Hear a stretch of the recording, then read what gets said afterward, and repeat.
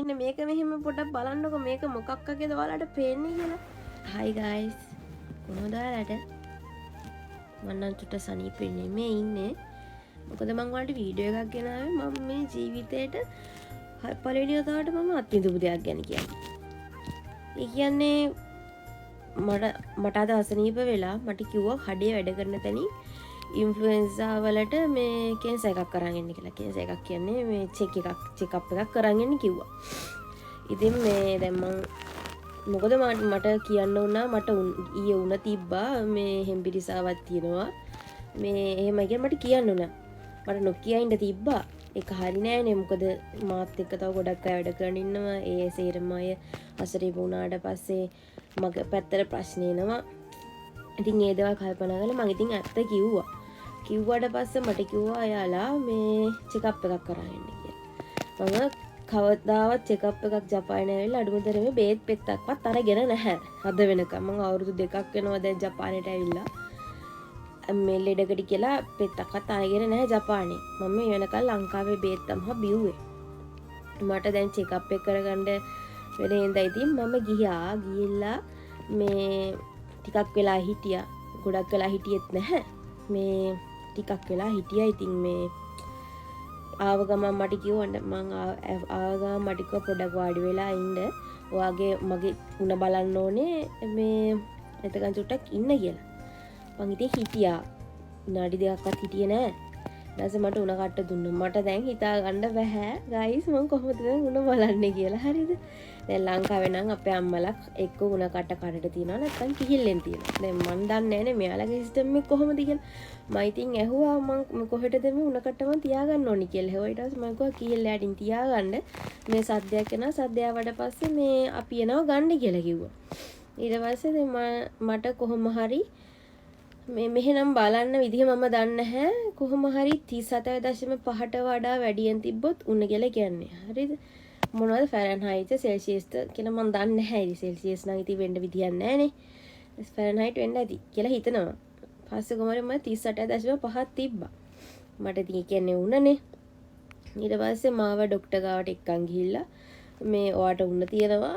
මේ දැන් මොකද ඊට පස්සේ ඔයාට පොඩ්ඩක් මේ පොඩි channel එකක් ගත්තා ડોක්ටර් channel එකක්. channel එකට ගිහිල්ලා මේ ඔයාගේ channel මේ ડોක්ටර්ත් එක්ක කතා කරන්න කියලා කිව්වා. ඊට පස්සේ ડોක්ටර් මම එක්ක කතා කරා. ඇත්තටම ජපාන් ඇත්තටම පුළුවන් වුණාට මං දන්නේ නැහැ ડોක්ටර් මොනවද මගෙන් අහන්නේ කියලා.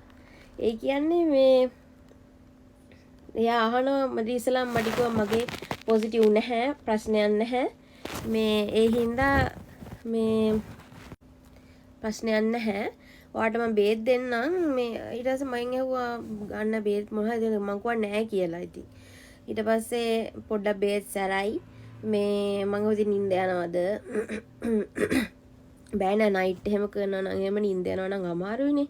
ඊට පස්සේ මම ඒක ඇහුවට පස්සේ කිව්වා ඒක එක්කෙනාට වෙනස් වෙනවා. මේ බීලා බලන්න කිව්වා අඩු වුණා මෙහෙම මේ නිින්ද යනවා වගේ නේ. ඔයා ආයෙත් ඇවිල්ලා මේ මගෙන් බේත් ඉල්ල ගන්න කිව්වා.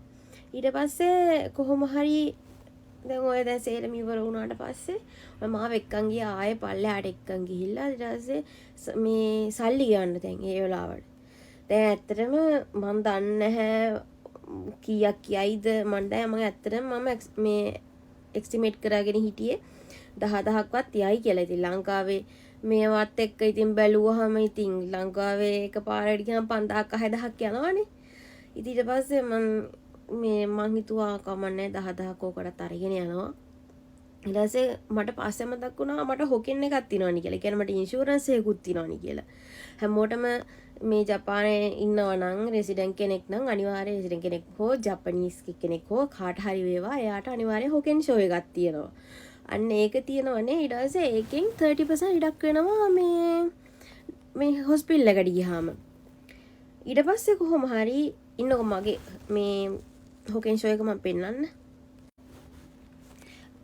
මේ තියන්නේ මගේ හොකෙන් එක. මේ මෙහෙම එකක් තමයි ඔයගලන්ට නැවැත්තේ. සමහරක් වෙලාවට මේ ඕගොල්ලෝ මයි නම්බර් කාඩ් එක යූස් කරනවා නම් එහෙම මයි නම්බර් කාඩ් එකෙටත් ඕක මේ රින්කේ කරගන්න පුළුවන්.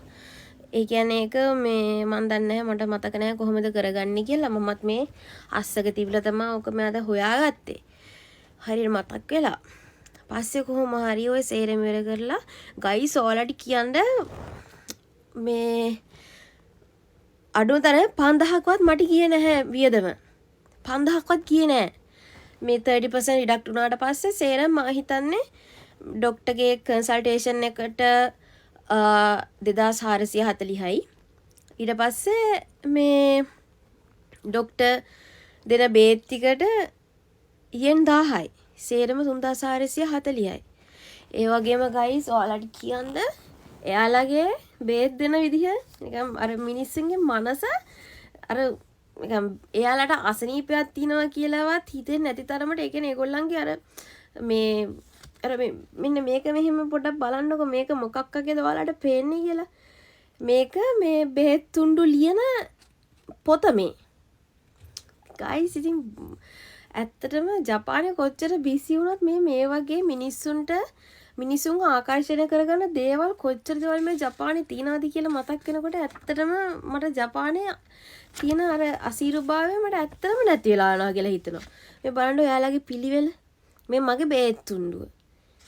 මේ සේරම මං හිතන්නේ බේත් නම් ජපන් බේත්ම තමයි තියෙන්නේ.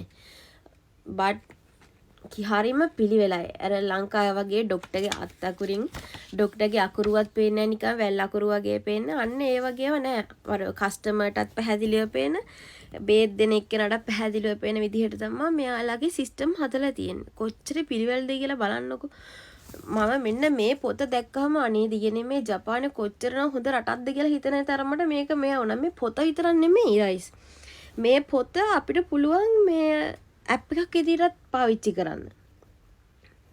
මේ කියන්නේ එකම දැන් ඕන ඩිස්පෙන්සරි එකකට අපි ගියාම අපිට මේ ප්‍රෙස්ක්‍රිප්ෂන් එක පෙන්වන්න පුළුවන්. ඒ කියන්නේ හිතන්නකෝ මේ දැන් මම ගියපු ඩිස්පෙන්සරියට නෙමෙයි වෙන ඩිස්පෙන්සරි එකට ගියා කියලා. ඒ ඩිස්පෙන්සරි එකේ මම මේ ප්‍රෙස්ක්‍රිප්ෂන් එක මට කියෙවෙන්නේ මේ පෙන්නුවාට පස්සේ අදාළ කෝඩ් එකක් තියෙනවා. කෝඩ් එක පෙන්නුවාට පස්සේ මේ එයාලා අපිට මේ අදාළ බේත් ටික දෙනවා. මාර සිස්ටම් එකක් ගයිස්. මම ඒකම ඔයාලට එක්ක අද මේ කතා කරන්නේ මගේ මේ පළවෙනි එක්ස්පීරියන්ස් එක මේ චුට්ටක් අමාරුයි බට ඒ වුණාට මට ඒක කියන්න ඕනේ වුණා. කිහිලා නැත්නම් කවුරු හරි කියනද බය වෙන්න එපා. මේ ඩොක්ටර්ස්ලා හරි හොඳයි. නර්ස්ලා වුණත් හරිම හොඳයි. නිකන් අර කඩාගෙන පනින්න මිනිස්සු જાතියක් නැහැ. නර්ස්ලා එහෙම හරිම හොඳට කියලා දෙනවා. මේවා කරන්න කියලා. වුමෙන් නර්සයි කියලා හොඳටම ආචාර කරලා මේ කරලා දෙනවා. කිසිම බය වෙන්න දෙයක් නැහැ. තේරෙන්නේ නැත්තම් යාලා අයයි කියනවා. ලැජ්ජ වෙන්න දෙයක්වත් නැහැ. මොකද අපි ගයික කුචින්ලා මේ ඉතින් මම හිතන්නේ ඉතින් කිසි ප්‍රශ්නයක් නැහැ. මට අද මේ එක්ස්පීරියන්ස් එක නම් හොඳටම හොඳයි. මට මේකට 100% දෙන්න පුළුවන් මේකට. එයාලගේ සර්විස් එක නම් සුපිරි. ඕලත් ගිහිල්ලා බලන්නකෝ. මම නම් ඇත්තටම ගිහිල්ලා බලන්න කියන්නේ මේ ඔයාලට ලෙඩ හැදෙන්න කියලා නෙමෙයි කියන්නේ. සාමාන්‍යයෙන් ඉතින් අසනීපයක් වුණාම ගිහිල්ලා බලන්න. මේ වැරදිට වටහා ගන්න එපා මම ඒක කිව්වේ. යනකොට කිසිම කරදරයක් වෙන්නේ නැහැ කියලා තමයි කියන්න හැදුවේ. හැබැයි ඉතින් මම දන්නේ එක්ස්පීරියන්ස් ගත්ත අය මට දැන් මේකට හැලි දාන්න එයි. ඉතින් එහෙම කරන්න එපා. මොකද මේක මගේ එක්ස්පීරියන්ස් එකනේ. මම ඔයාලත් එක්ක ෂෙයා කරන්න ඕනේ නේද තමයි මම ඉතින් මේක ෂෙයා කරන්නේ. බයි.